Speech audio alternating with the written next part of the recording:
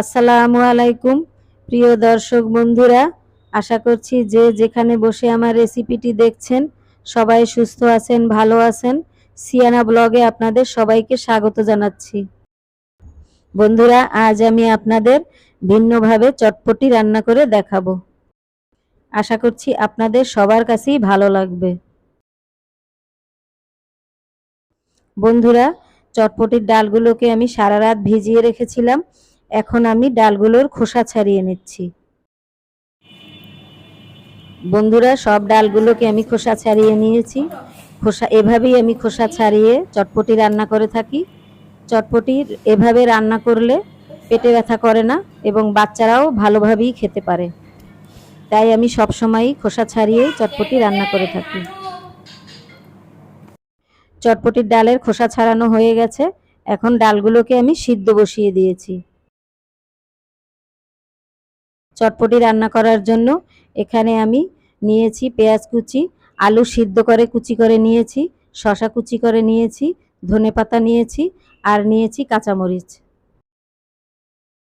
আর এখানে দুটো ডিম সিদ্ধ করে কেটে নিয়েছি। এখানে নিয়েছি তেঁতুলের টক। টক বানানো দেখালাম না, কারণ এখানে আমি চটপটি রান্নাটাই দেখাচ্ছি। বন্ধুরা, খোসা ছাড়ানো ডাল সিদ্ধ হয়ে গেছে। এখন দিয়ে দিচ্ছি পরিমাণ মতো লবণ।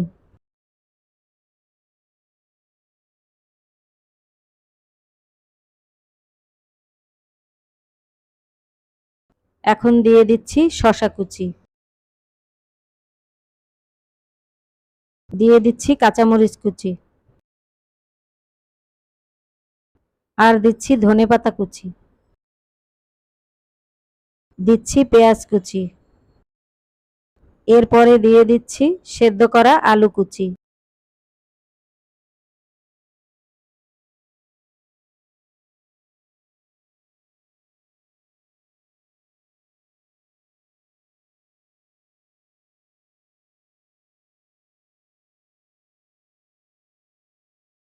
দিয়ে দিচ্ছি পরিমাণ মতো চটপটির মশলা।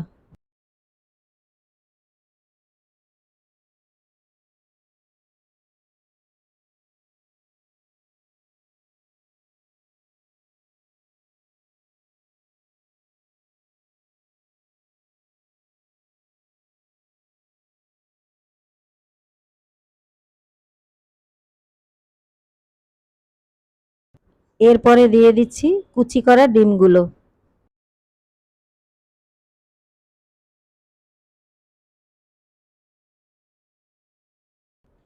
এখন ভালো করে নেড়ে চেড়ে 2 মিনিটের জন্য মিডিয়াম আঁচে ঢাকনা দিয়ে রেখে দেব।